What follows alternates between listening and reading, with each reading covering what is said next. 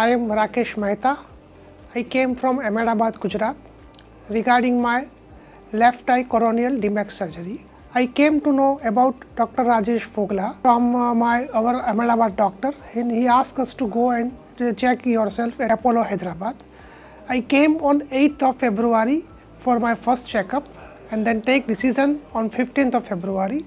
Throughout this period from 15th of February to today, that is 1st of March, Rajesh Fogla, Dr. Sir is very humble in nature. The positive point is this: he heard his patients in details and give the reply to each and every questions.